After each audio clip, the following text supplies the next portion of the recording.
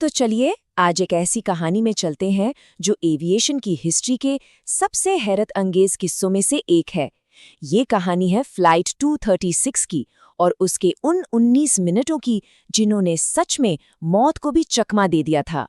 जरा सोच कर देखिए, क्या हो अगर 200 टन का एक भारी भरकम हवाई जहाज जिसमें 306 लोग बैठे हों, गहरे काले अटलांटिक महासागर के ऊपर उड़ते उड़ते एकदम खामोश हो जाए। जब उसके दोनों इंजन बंद हो जाएं और वो बस एक बेजान ग्लाइडर की तरह नीचे गिरने लगे। जी हाँ, पूरे 306 लोग, हर एक की जान दांव पर थी। ये सिर्फ किसी तकनीकी खराबी की कहानी नहीं है, बल्कि ये उन 306 लोगों की कहानी है जो हजारों फीट की ऊंचाई पर जिंदगी और मौत के बीच में झूल रहे थे। और यहीं से कहानी का पहला हिस्सा शुरू होता है, वो लम्हा जब एक उड़ता हुआ जेट एक खामोश ग्लाइडर में बदल गया।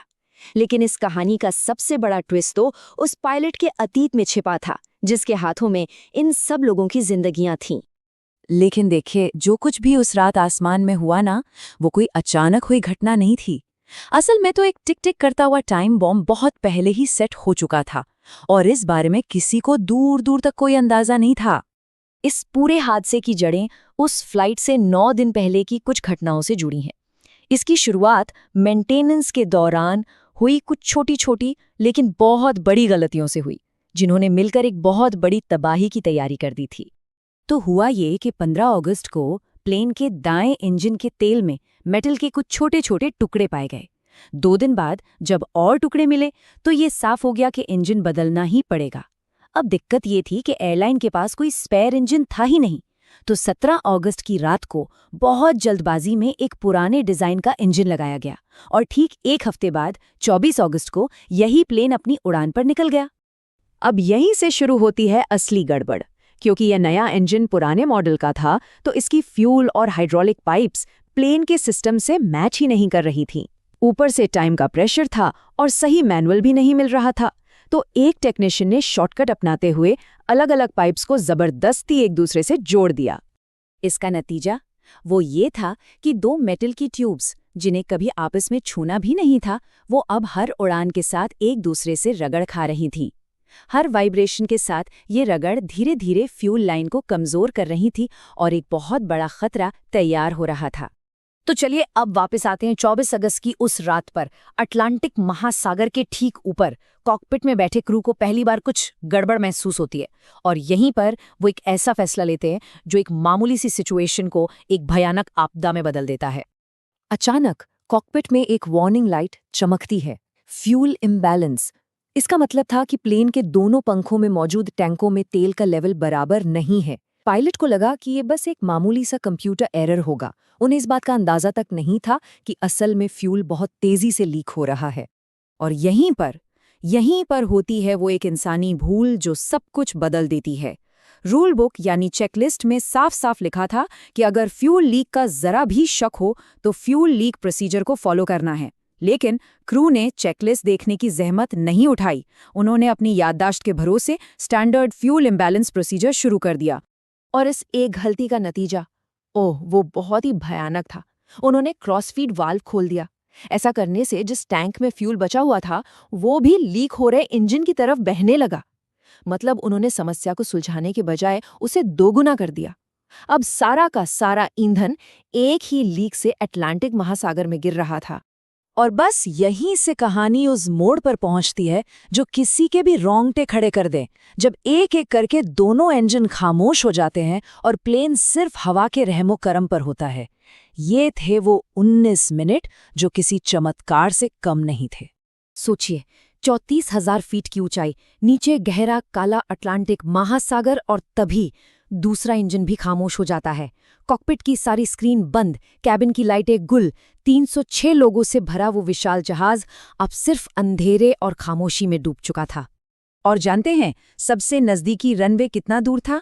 पूरे 144 किलोमीटर। बिना इंजन के इतनी दूरी तय करना ये तो नामुमकिन सा लगता है। अगर प्लेन वहां तक नहीं पहुंचा तो सिर्फ एक ही रास्ता था, अटलांटिक के बर्फीले पानी में समा जाना।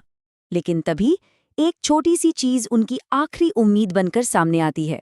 इसका नाम है रैम एयर टर्बाइन या RAT।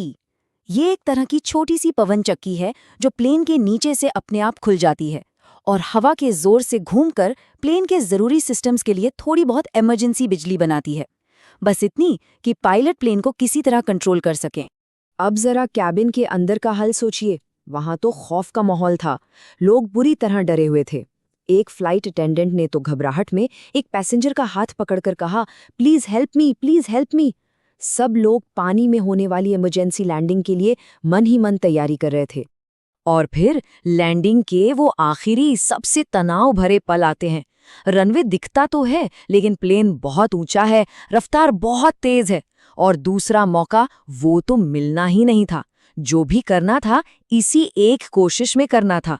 और फिर कॉकपिट से कमांड आती है, ब्रेस। क्या आप यकीन करेंगे, दूसरे इंजन के बंद होने से लेकर जमीन पर उतरने तक उस प्लेन ने पूरे 19 मिनट तक हवा में ग्लाइड किया। ये आज भी कमर्शियल जेटलाइनर के इतिहास में सबसे लंबे पावरलेस ग्लाइड का वर्ल्ड रिकॉर्ड है। प्लेन तो सेफली लैंड हो गया, सब बच गए, लेकिन कहानी अभी खत्म नहीं हुई थी।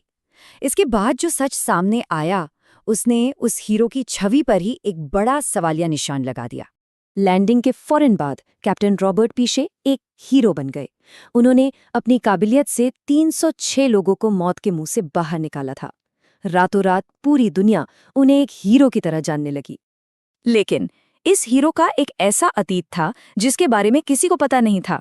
कुछ ही दिनों में मीडिया ने यह खुलासा किया कि कैप्टन पिशे ड्रग स्मगलिंग के जुर्म में जेल जा चुके थे, और बस यहीं से एक नई बहस छिड़ गई।